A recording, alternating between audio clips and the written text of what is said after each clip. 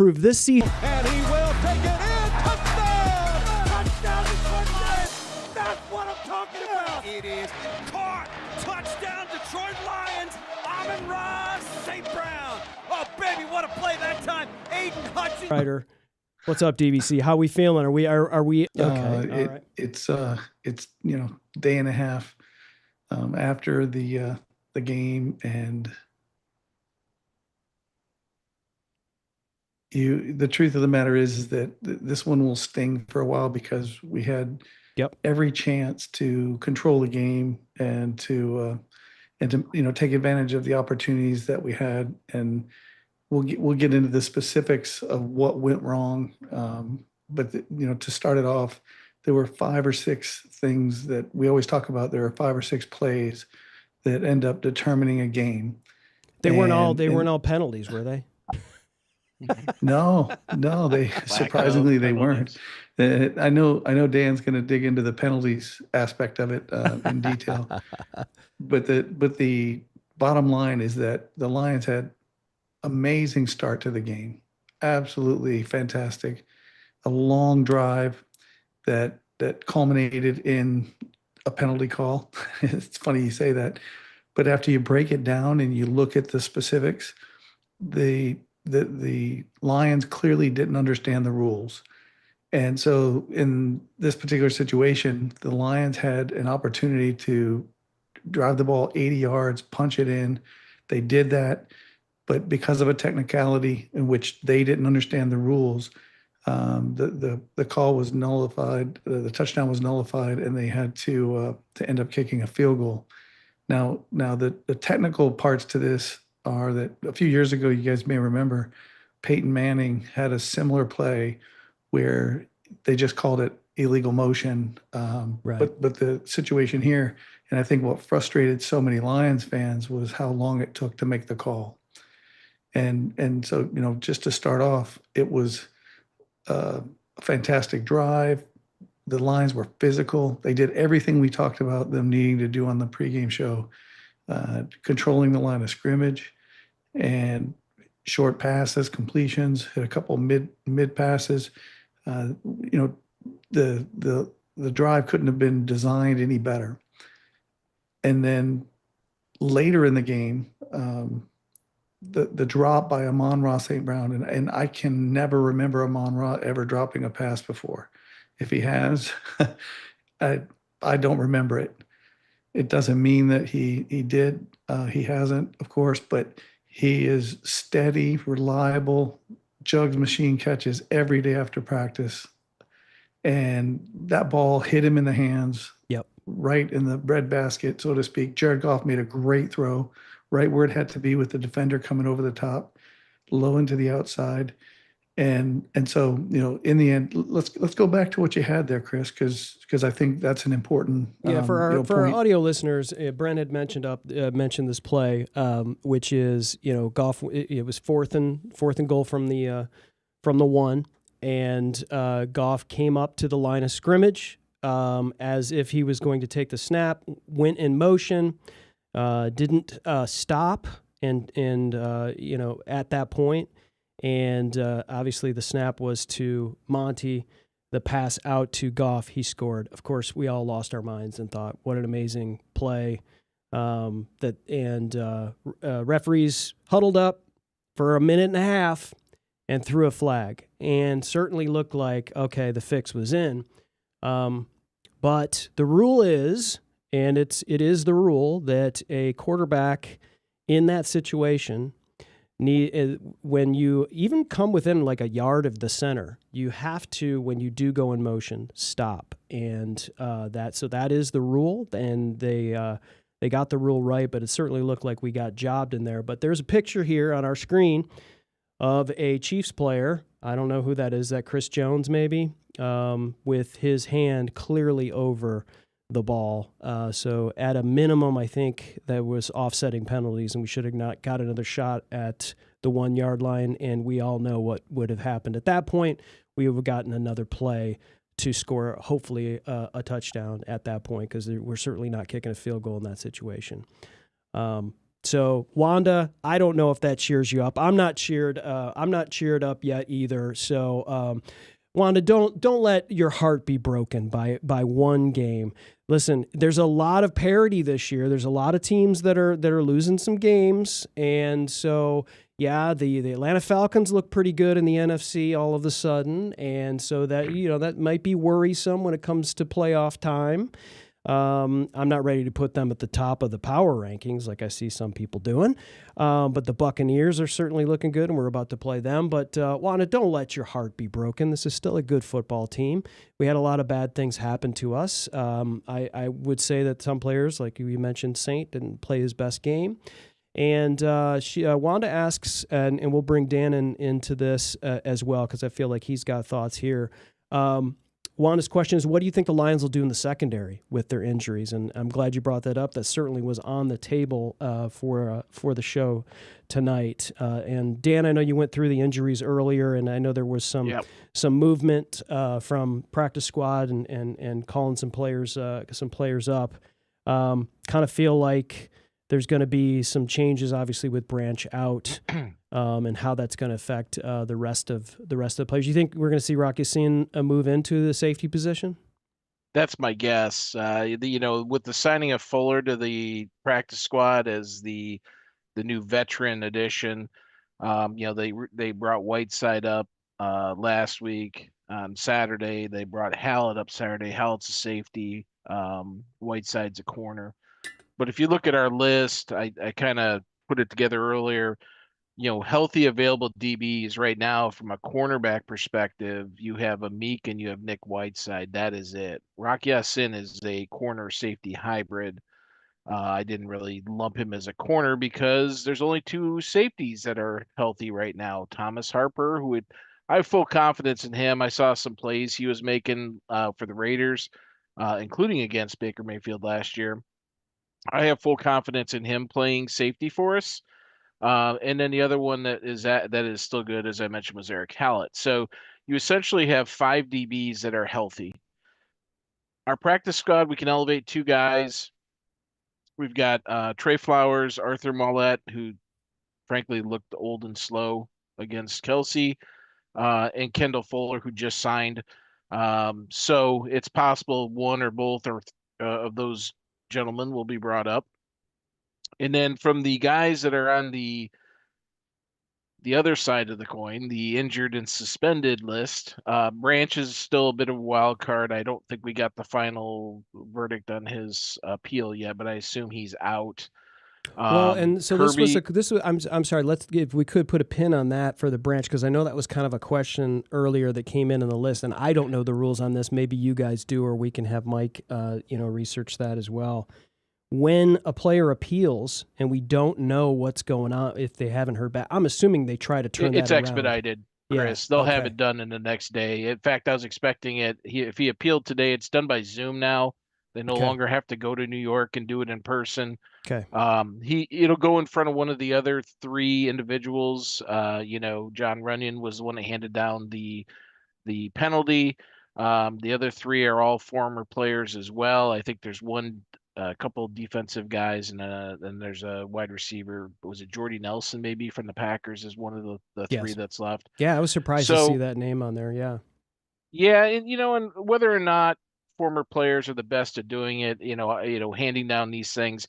I get that they played the game, but then you have someone like Runyon who sits there and basically says that, you're blatant disregard for injury, blah, blah, blah. This is a guy who's a dirty player when he played in the league. I mean, there's posts of him diving headfirst at guys. There's one where he punched somebody in the lower groin area after he got knocked down, So I'm not Brent sure did that to me players are backstage. best at doing that.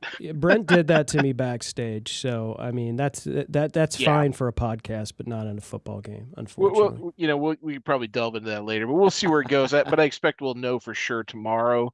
They're not going to let it linger, and if that's the case, the other big question mark then really is Kirby Joseph. Campbell did not seem to be very enthusiastic that he would play. He said they will need to reevaluate him today on his press conference. It feels like they maybe feel he needs to sit down to let this knee calm down.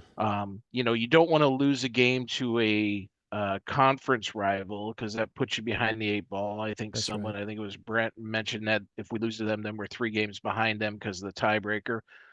You know, I don't really care. Last year we had the best record in the NFC, and it got us a whole lot of nothing. Got us a quick trip home when the Commanders came to town. So it's all about being healthy and being hot at the right time. Whether you are coming in as a wild card like we were 2 years ago, we made all the way to the championship game as a wild card, right? Or you come in as the favorite and you get injuries, finally succumb the team, and you know you're down and out. So that doesn't really bother me. I don't really care. You just want to make the playoffs. That's what matters. And frankly, Tampa, and I'm sure Brent can attest to this, Tampa is very nice in January, as opposed to, say, going to Green Bay in January. So, or Philly. So yeah, we'll see where that goes. But I get the feeling that we're going to be without both starting safeties. Dorsey, he's another wild card. Just really don't know where that concussion and wrist is at, but it doesn't sound like he's coming back anytime. I think he has a wrist, right? I don't think he's coming back anytime soon either. God, it's just this just a laundry list, man. It's just a laundry list of injuries, and I know a lot of teams, and including the team we're about to play. And this is why you are looking at players all season long, all off season. You're evaluating players constantly, not just on your own team, but your own practice squad and other teams as well. And so, you know, I kind of feel like they're pretty much was aware that he was thinking of retiring. That's kind of what I was thinking. He wasn't committed. Yep. So that worked out well. And so, Brent, I wanted to roll this over to you and get your thoughts on what Dan's got to say. But also, you know, we've got some comments. You know, obviously, there's people that are not happy about what happened at the end of the game. Who hit Travis Kelce for some reason, didn't get caught doing. That's the kind of stuff you got to. And that was foolish on his part. And doing it, you know, if he did that same instance on a 1 p.m. game, we're not talking about this right now. But the fact it was on the Monday Night Football or Sunday Night Football game, national TV, in front of the huge audience, that's why we're talking about it. And I'll be quiet. I had to get that off my chest to let you keep going. Apologize there. But we do have a question here from William, and I think it's worth, you know, talking about here. Why didn't Juju get at least fined? I mean, we saw. I mean, obviously, Juju didn't need to come back and approach Branch. It was we already knew it was heated based on the block in the back and the taunting of Mahomes, who should have got a taunting penalty in the end zone, but didn't. And so there was things were already bubbling. Who knows what Juju said? Certainly didn't look like, hey, are you coming over for dinner later? It certainly looked like it might have been something snarky. Who knows? I mean, I'm not gonna speculate. It probably, considering everything that happened in the game, probably wasn't great. But you know, took the shot, did the fake knockout move, which I think he stole from Travis Kelce. I think Kelce did the same thing on the LA game where he got hit. Nice dance move, and then turned around and came back to Branch. And then he found out when, you know, and when you do that, I mean, you're gonna find out. But why? I mean, why do you think Juju wasn't fined there? I mean, I think it's a legitimate question. Well, fines haven't been released yet for the week, so we don't know. Right. They come out Saturdays at 4, so they'll send them a letter during the week. It'll probably leak, and you're probably gonna say the exact same thing, Brent. But you know, these guys get FedExes in their lockers midweek that tells them what they're getting. Obviously, the Branch thing, the NFL decided they want to get out in front of it. And also, I think that was also came up in order to let the Lions, you know, if you appeal, time to appeal before this game coming up here. For sure. And I just was doing a little research here, and Smith-Schuster has some history of fines, and so he much like Branch is probably going to get a penalty than what he would normally get for a situation where he came down the line. And truthfully, the risk that he put Branch for injury is much higher than Branch smacking him in the timing as the timing of the shot that Branch, the risk that it put all those photographers and cameramen and media personnel when he slung him around, leg whipping people, old fat folks like myself. When you take a leg whip, I can assure you it hurts terribly, and you could have caused a lot of damage to someone. And so those were sort of the mitigating factors. And we know Branch has a history. He's been fined at least 7 times now for different shenanigans, where many of it is of his own doing. He has no excuse for the double birds in Green Bay. He's an antagonizer. Look, one of my favorite basketball players ever was Bill Laimbeer. Bill Laimbeer was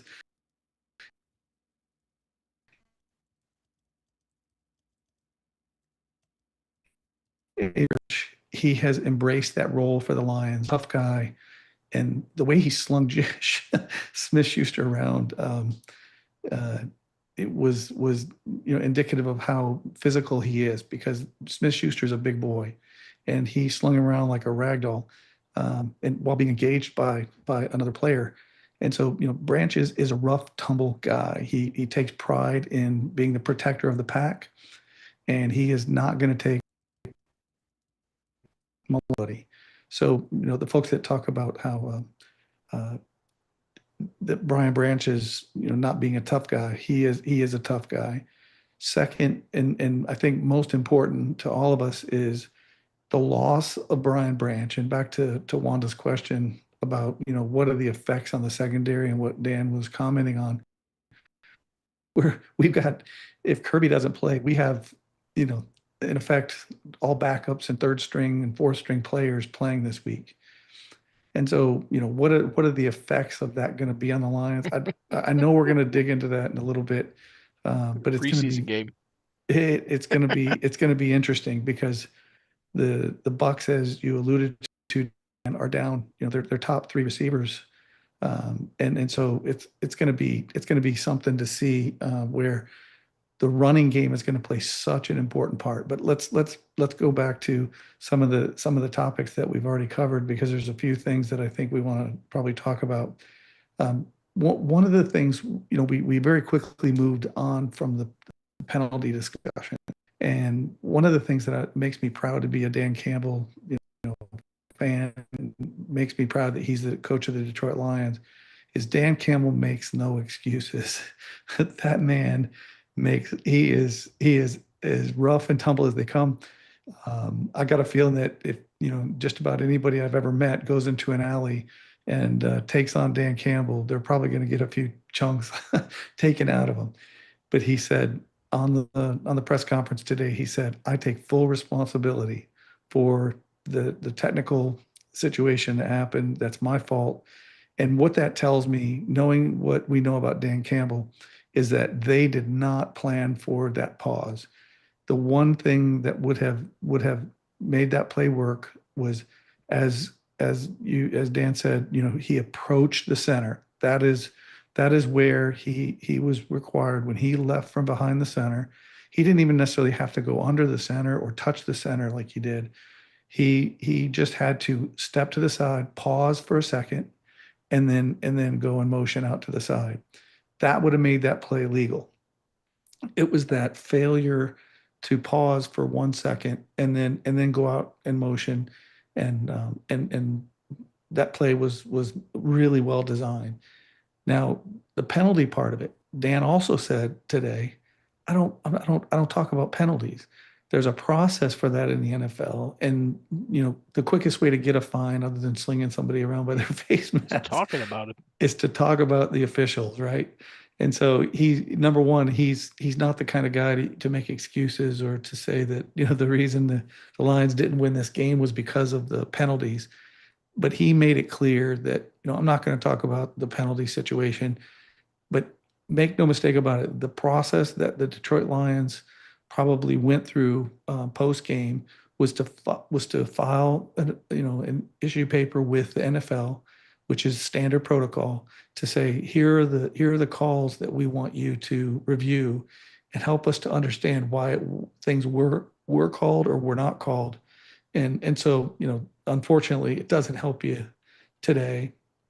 But there were 3 officials that were fired last year for failure in specifically in Chiefs games. I was reading an article the other day that these officials were fired because they kept making calls for the Chiefs to benefit the Chiefs, and the NFL ended up firing them. So I don't think there's some big conspiracy theory, as many have been posting on social media, about how the refs are all for Kansas City. But it keeps happening, right? And so, Chris, you and I were chatting about this with Dan and Mike the other day. I think Kansas City's environment, we've been there, we've experienced this. It is the best environment in the National Football League. It is the loudest stadium, 80,000 fans in full throat throughout the game. Never been in a louder stadium. And I've been in the Superdome when the Saints were winning. I've been in the Silverdome when it was roaring. And the Lions Ford Field is pretty loud. But that environment in Kansas City is truly special. And I think what happens is that officials get caught up in that environment. And the Chiefs, to their credit, it's easy to be critical of this, but it's also to their credit, they are good whiners. The players in the NBA. I'm sorry. I'm not going to buy it, Brent. Brent, I going in a loud stadium is the reason why you miss Patrick Mahomes spinning a ball in the end zone in front of the player and pointing at him and talk that. Because it's too loud. Two taunting, by the way. That's absolutely instances, not just one. Because it's loud. An official missed my first point was they got fired, right? They got fired, Chris, and they should, right? They should. I'm making no excuse about it. I'm just trying to understand, why does it keep happening? Well, here's we have another chat. We really like, at least Brent and I really like your avatar there, T. Jones. But there's one member of the Gray Maids on this. A full game. If it was home cooking last night, Mahomes cooking on the stream.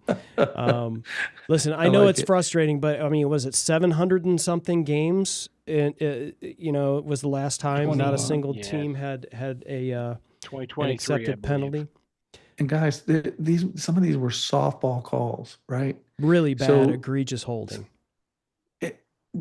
Offside, you're lined up over the ball in the neutral zone. The official has one job in that situation, and that the loud stadium doesn't cause that. I mean, I'm trying to find reasons why they're so bad, other than to say that there's a conspiracy theory, which I don't think the NFL has a conspiracy theory to give the Chiefs all the calls. I'm just not a believer in that. Let me just touch on that really quick. Last week, Chiefs went to Jacksonville. They had 13 penalties. This week, after falling to 1-3, 2 whatever, they come home. They have 0 penalties at home. That's the third time out of I think it's 5 or 6 instances ever that there has been never has had a flag not thrown on a team in a game. The Chiefs have 3 of those in the Mahomes era of any time that's ever happened. And you look at this and say, okay, what about the crew? Well, Craig Rolstad's crew, I posted about this last week. These guys average 18 flags a game. 18. There was 7 total flags. 6 on the Lions, 1 on the Chiefs that was picked up because they had to throw it because the guy was he was already at the backside of Skip's hip by the time the ball got snapped, right? He was clearly offsides. They had to throw that flag, right? But you can go through the footage and see there's literally 8, 9 different penalties, lots of holds. Kelsey, Juwan Taylor, they could have called Mahomes twice, as I said, in the end zone for taunting, one for the ball spin at his feet, the other one for pointing and dusting himself off at Branch's face. Juju and Branch could have been flagged, I guess. I didn't realize the game was still not over when that happened. I thought the clock had gone to 0. There was still 11 seconds left in the game when that whole fiasco started, right? Juju should have been the NHL rule. He should have gotten the second player in penalty, right? Because Branch was the instigator, and Juju came in and got the thing rolling. I think it was mitigated at that point. Pacheco had Branch kind of wrapped up and getting him away from it, and then Juju came in and started that whole fracas, or continued the fracas. Really was started by Branch. But if he had not charged him, then that wouldn't have broken out, right? So, but there's tons of issues that the officiating. It is what it is. The Chiefs, they have tons of calls that go in their favor, or calls that aren't good. You're showing the Kelsey hold right now on the outside edge on that first down run. I mean, he's clearly grabbing him. Preventing so him from getting the ball carrier, by the way. I mean, it's like it yes, doesn't get it's more not like obvious than this right here. Yeah. To me, one of the most And the egregious. official's right There's there. the official. The official's right there looking at it. Watching it. Well, it's the same thing with the Branch one, right? When Smith-Schuster comes in and he puts a forearm shiver right to the middle of the nameplate of Branch, away from the play. They're 10 yards away from where the ball is going through the line of scrimmage. It was completely unnecessary. It's an illegal crackback block by the rule of the law. The officials are staring at him. The side judge is looking at him. Probably the same person that missed that hold right there. So you're just like, okay, what is going on? And here's the thing. Now, they said this wouldn't have been overturned because he had possession. I think it's a 50-50 ball, but they didn't even the guy didn't even whoever's in the booth didn't even ring it down. They got the ball up too quick. Clearly the Chiefs thought he didn't catch it, otherwise they wouldn't have ran to the line and run a play. But there's just too many examples where it just simply wasn't called. The Lions could have challenged that, but they could have, but they didn't. They shouldn't have had to, because the booth should have seen that and rung it down and stopped it, but they didn't. Art Vandelay says we all knew all the calls were going to go their way. That's the sad thing. Absolutely. And Dan Campbell knew it, and that's why he kept going for it on fourth. Hey, we had our chances. We were going well. We shot ourselves in the foot a couple times, but you go into Kansas City, you just anticipate you're going to be playing behind the eight ball with the officiating. Whether it's true or not, the data points suggest there is definitely something there, whether it's intentional or not. There's an aura about that place, kind of like Green Bay back in the back in the 2000s, right? Mm-hmm. So the Chiefs have taken that mantle from the Packers as being the team that gets all the official calls. It's why there's so many memes of Patrick and making out with officials and paying them off with cash, and those are some of the funniest things. You would think with the credit card with Kelsey. I love online. You would think, though, with all that being true, right? That's happening. You would think the NFL would say, okay, well let's really try to go the other way, right? Like when are they going to? But it's not. It just seems to be. They did at Jacksonville. It just to be, snow. Okay. This is my theory. Jacksonville seems to be somewhat of a better team this year. But my theory is the officials didn't really need to help. They felt like they didn't need to help the Chiefs that much in that game, but for them to win. But here's the conspiracy that I'm sure Brent loves to hate, and that is you got a player that's dating. I don't know what's her name. She sings. She shows up at games sometimes. I forget her name. In Kansas City. Yeah. Yeah. Anyway, Taylor, whatever her name is. Sailor Tipped? Yeah, whatever her name is. Is that her name? And boy, is she good for the NFL. Boy, is she good for the NFL. And when her man's team is doing well, that what that means. That's good. Money. That's good for the NFL, and that's good for the Shield. That's really good. And so you can't have the Chiefs lose that many games that soon. I mean, we're gonna need this is Monday Night Football. She's in the house. She was up in the suite. I don't know. When did they start dating? Just let's break this down. When did they start dating? I don't want to make this about Taylor. It was about 2 years ago, but the statistics that Mike Terry posted to us says that between 2015 and 2023, all the analysis that was done suggests that the Chiefs benefited statistically from slanted officiating. That's not biased, right? Being a doctor and having to do research, ethical research, and doing your dissertation having been in the intelligence communities for so many years, and the burden you have in terms of, proving Humble what you're brag. claiming. No. I'm saying my experience I says know. I'm that kidding. there's bias in the study by saying, slanted officiating. What I would be interested in analyzing is how much have home teams benefited from officiating. I would argue that it's going to be at least something like 52-48, 53-47, 55-45 for the home team in terms of who gets the majority of the calls. That being said, how many of these Chiefs games that they got this benefit of the calls actually were home games? And the Chiefs have had the situation to where they played a lot of home playoff games. They had home field advantage for 4 years in a row straight, where they're going to be in a situation where they're going to have the benefit of that environment and the home crowd roaring and all that goes into that. It's not the panacea, Chris. I'm not making it sound like that. I'm just suggesting that there's got to be something other than the NFL has a ploy to benefit the Chiefs because of Taylor Swift and Travis Kelce's relationship. I'm just saying money will change a lot of people, and there is a lot of stars in the world in there, and I think I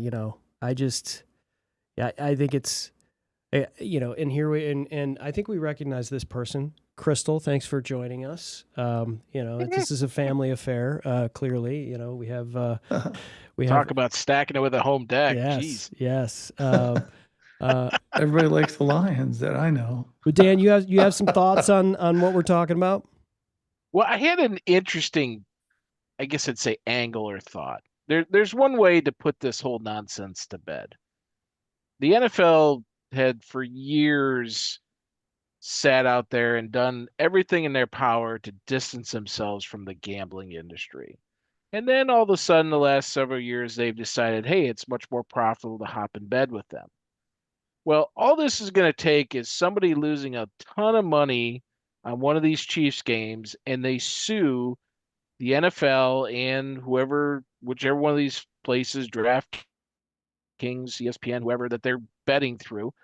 The discovery would be awesome because they could ask them to provide any and all documentation relating to discussions of officiating about the Chiefs. And the NFL would be very telling as to whether they settled that quickly and made it go away, or if they were willing to have discovery happen to show that, hey, we don't have anything going on our end.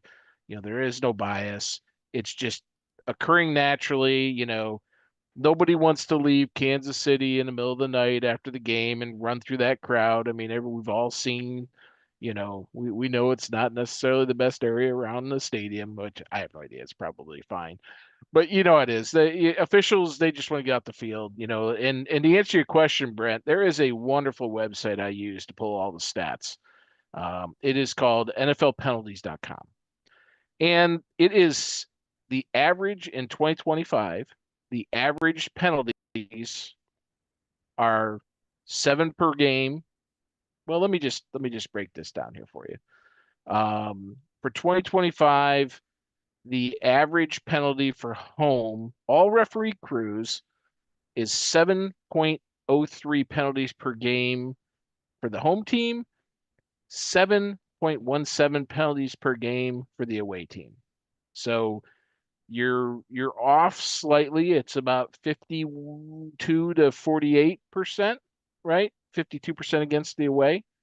But it's a crew thing. But isn't it also we're talking quantity? It's crew by crew. We're talking quantity of penalties. I think it.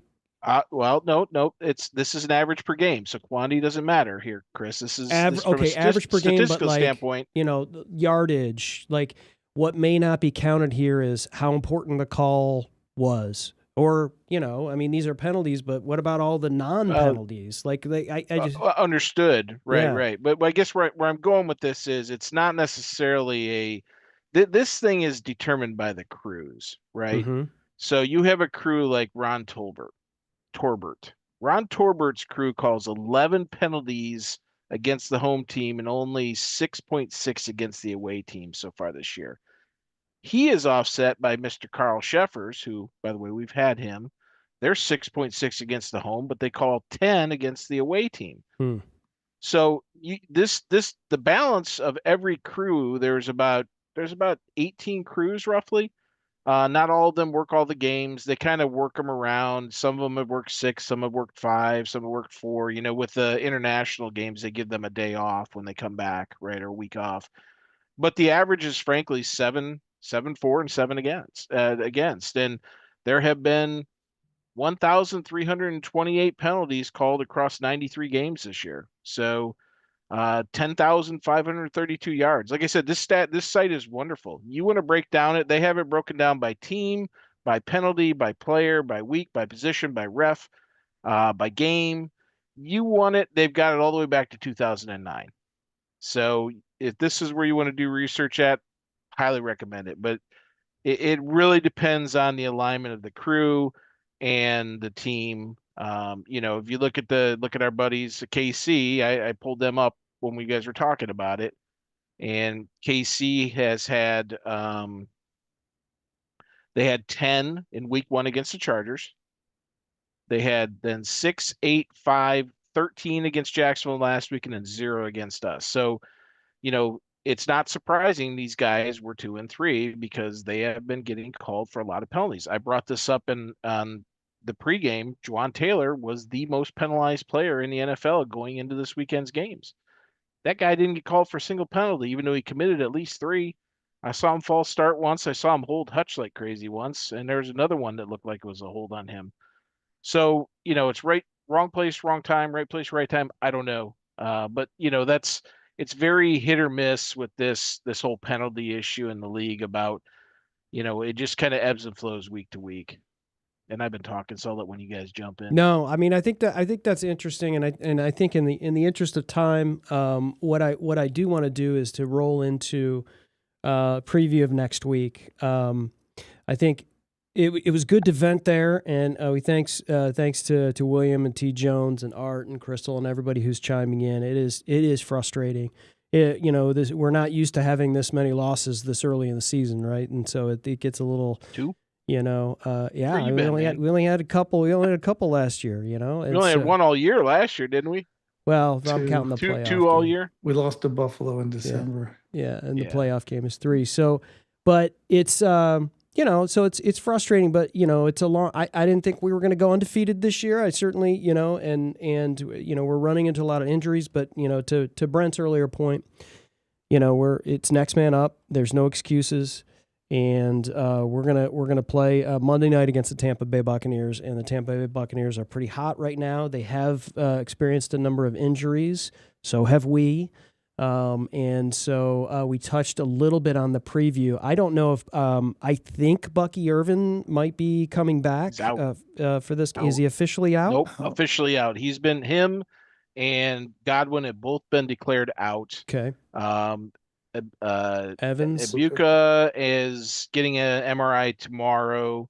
Evans is about the only guy that appears to have a shot at coming back of their top 5 playmakers, and that's their top 4 wide receivers and their running back. Yeah. In fact, they signed a running back to their practice squad. They've got 2 healthy running backs on their main roster, 2 guys in their practice squad, including a guy they signed today. That is it. They are very decimated right now. But Baker Mayfield is their running back. He is their leading rusher. We have to contain him. Well, as long as if we're getting held when the pocket breaks, that the penalty flag comes out, because that's kind of what happened on some Patrick Mahomes scrambles. But yeah, you're right. I mean, Mahomes is blood and guts, and he's tough, and he makes plays, and he chucks the ball around, and he never gives up. Kind of reminds me of like Stafford without the huge arm, from a guts perspective, and so that I believe is going to be tough. And I mean, anytime you're playing that defense, it's going to be tough. I like that we're coming back home. That's gonna, you know, I know DJ Reader posted a lot about, you know, he posted he was happy that this game we're coming back for this. Brent, how are you feeling right now, with all things considered, coming off a highly emotional loss, and you know, BB likely suspended pending, you know, what we soon will find out after his appeal. How do you feel about our chances going against the Bucs Monday night? Well, I think there's a few keys to the game. Much like we always talk about, what are those keys to the game, and how do the Lions ensure that they put themselves in position to win the game? Number one, first and foremost, is they got to stop the run this week. With the situation with the Bucs receivers and them being down, much like we are in our secondary, they're going to look to establish the run. And if we can stop the run and force them to be one-dimensional in passing, I like our chances to be able to compete. Baker's working with an entire new crew. Sterling Sheppard, I think, is the one guy that he's kind of a deep threat playmaker kind of guy that we're going to have to really focus on.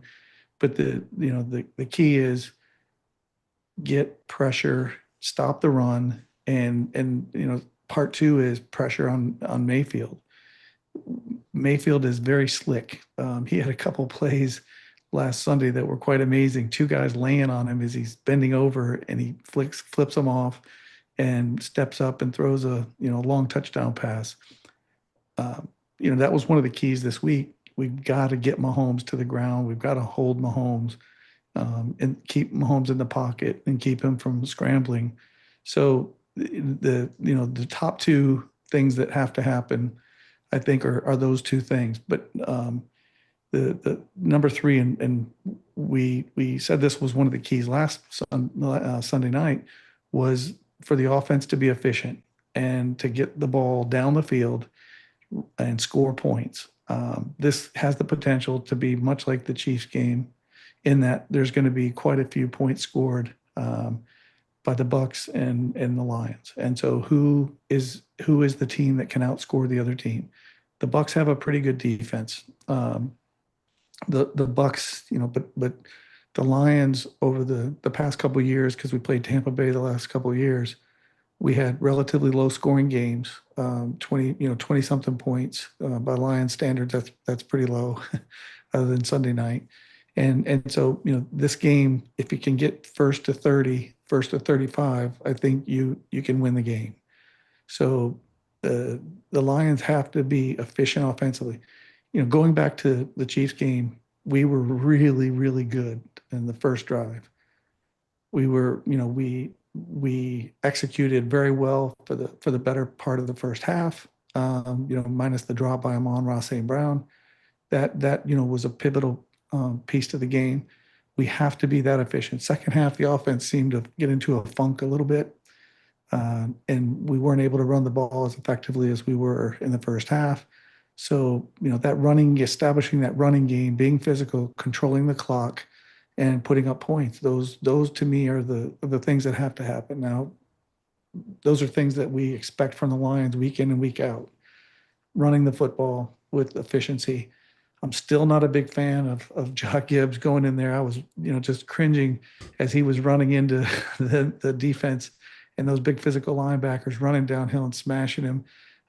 So I'm still of the opinion that we've got to get Gibbs. And in fact, Dan Campbell's press conference today, folks were questioning about Monty running the ball more, and there's clearly folks who are in the camp that think that Gibbs should be complimentary at this point, in an effort to try and keep him once the defense wears down to where he's explosive like he can be. In most teams, Bijan plays a lot of the game. There's a lot of running backs that play a lot of the game, and they take their licks. He could do it, but we'll see how the load share is distributed next Monday night between Gibbs and Monty. And we thought this weekend would play out the way it did. Dan had said that Gibbs would be the one to run the ball early. He did. Monty never really got going. And so this next year or this next week, I think what we're going to want to do is we're going to want to have more of an equitable distribution of carries, and just wear that defense down.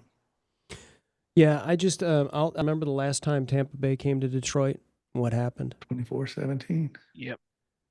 And you remember there was a guy, I think he wears number 97 on our team, had 4.5 sacks. Yes. And I remember Barnes sealing that game with and a then win. Barnes sealing that game with that IT. pick. That was a beautiful play. Dan, breaking news, Mr. Chris, too. what's that? Breaking. I have some breaking news. Dun, Okay, dun, well, dun. We let's need some go. music I know for who breaking our- news. I know who our crew is now for the game. I can tell you all about him. I just did all while you guys were talking. I was digging it all well, out. we're breaking down I the saw, game, so I saw let's his facial do it. expression. I'm Let's not sure do I it. like it. I was about getting ready to So- talk about a Kindle Vildor a revenge Oh game, my but God. this is more interesting. Thank God at least you didn't bring up C.J. Gardner-Johnson. I mean, we already got enough penalties coming out of the safety position. So the crew for the game, it's Monday nights, first of 2 games. There's 2 games Monday night. We have the 7 o'clock and then Yep. Texans at Seahawks at 10. We get a very familiar name in John Hussey as our crew. John Hussey has had 2 games with the Lions in 24, and his team had our week 6 destruction of the Cowboys, 47-9. Thanks for you for stopping, Dallas. Although we did commit 8 penalties for 63 yards, including Amaran getting a 15-yarder. I remember that. That was the touchdown where he threw the ball at the sideline. Yep. Yep. And then they also were the officiating crew in our 34-31 win against the Packers at home on week 14. Okay. So that game, lot of this crew, I'll tell you right now, I was looking at their details, their stats. They have called this year 65. They have 65 penalties that have been accepted. They've got another 13 that have either been declined or offsetting. Out of that 65, 18 of them have been false starts, and 10 of them have been offensive holding. So these guys are very line conscious, watching the offensive line, watching the receivers down the line. Legal formation is the 4th most penalty they've called at 4. Delay game at 4. These guys are going to be all over the offense. So something to consider. We're pretty good at those. False starts really not our thing. But wide receivers, it's at Detroit, right? It's a Monday night game here, right? Yeah. So we get loud, and you've got a bunch of newbies playing wide receiver that were, they're basically their preseason wide receivers are going against our preseason defensive backs, right? That's a so we'll wash, see how right? that goes. But yeah, the big thing with this crew, I noticed they do call more penalties against the home team. So they average for this crew, they average a little over 7 penalties against the home team and just under 6 against the away team. So pretty, it's still fairly, it doesn't matter. I mean, we saw what happened against the Chiefs. That crew calls 18 a game pretty evenly, and they didn't call nothing. Gee, I wonder why that happened on the home team. They went. I'll just tell you because I actually have the stats. You're not going to let it go, are you? No, I'm not going to let this go. There's about Chris. Yeah, I'm not letting it go. Let me just tell you this: when we went into this game, it was 7.4 for the home, 7.8 away for Craig Ralstad's crew, right? Pretty much dead even, right? Mm-hmm. After the game, because of the 0 penalties, their penalties for the home team have dropped on average per game. They dropped all the way down to 6.17. They dropped over a full penalty per game less after giving 0 to the Chiefs. As Brent and I both know, we both do a lot of stats for our day jobs. That's insane.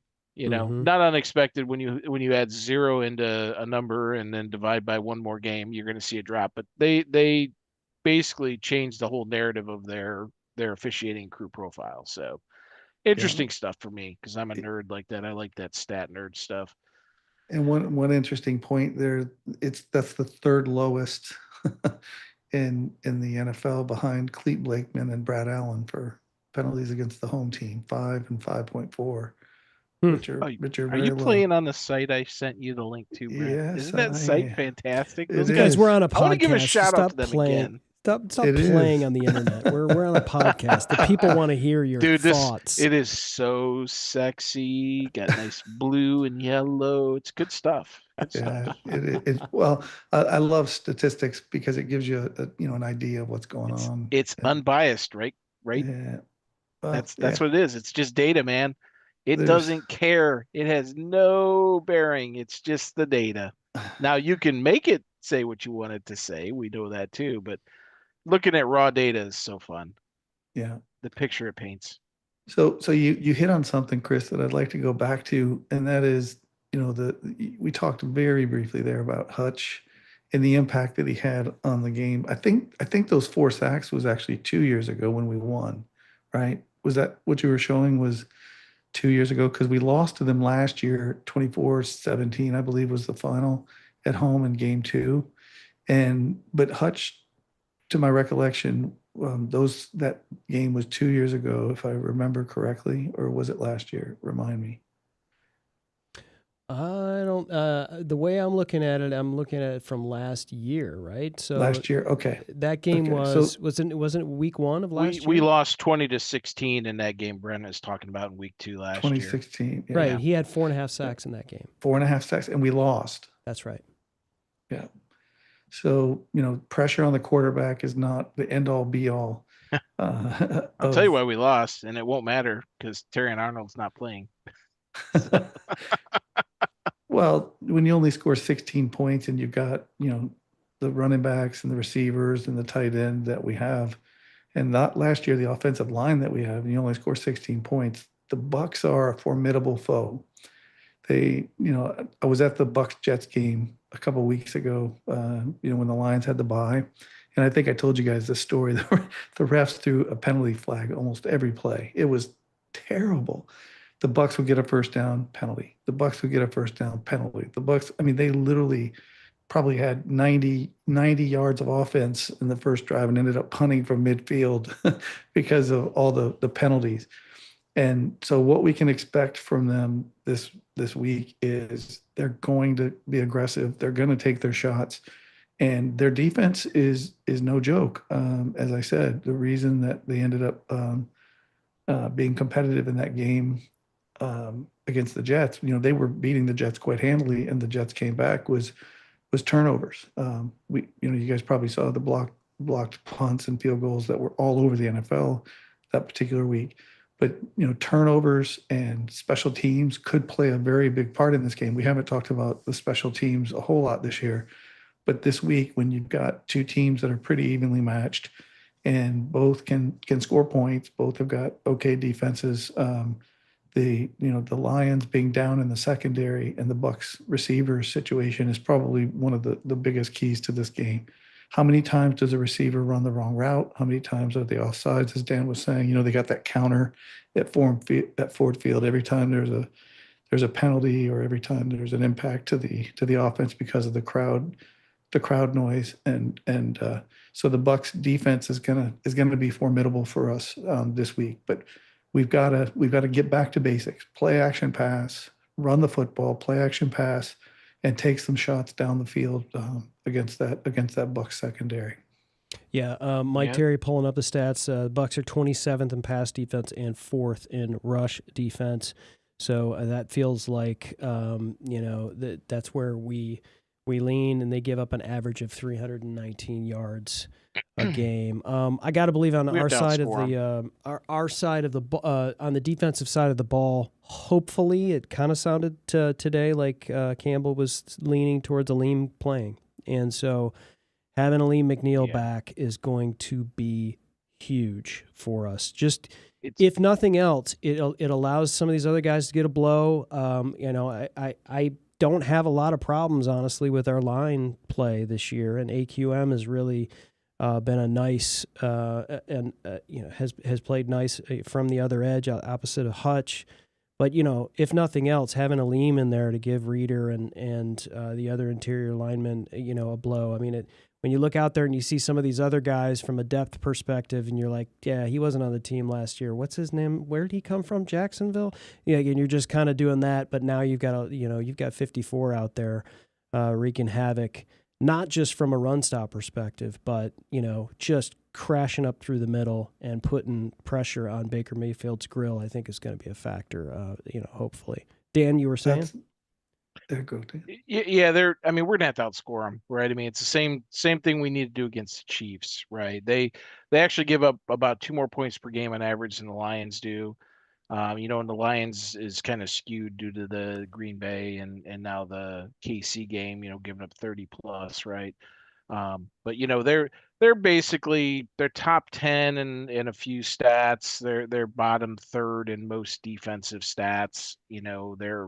Their defense is, I wouldn't say it's susceptible, but again, we can outscore them. We're at home. We have the X factor. We have the officials on our side this week, right? So, but we'll see where it goes. I'm not overly concerned. If McNeil plays, which I kind of agree, I believe it sounded like he'd be back.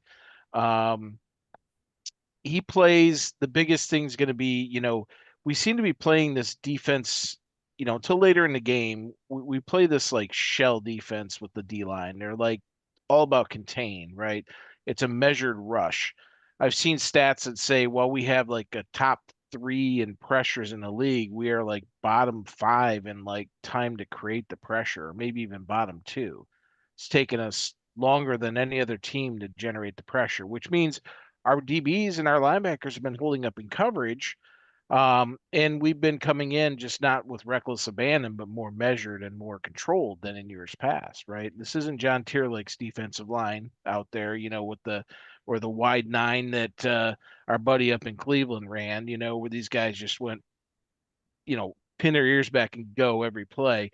We're trying to contain the quarterback while we're rushing them. So I think what we're going to see here is a good defensive effort. McNeil coming back, as Brent said, gives a blow to our guys, and it gives you that better balance because Tyreek and Reeder are both big boys, right? They're our starting interior. I'm not sure who's been coming in on rush downs. Does anybody know? Mike, do you know off the top of your head? Who's the rush defensive tackle that's been coming in? O'Connor. But McNeil is such a better pass rusher than any other interior D lineman we have on the roster.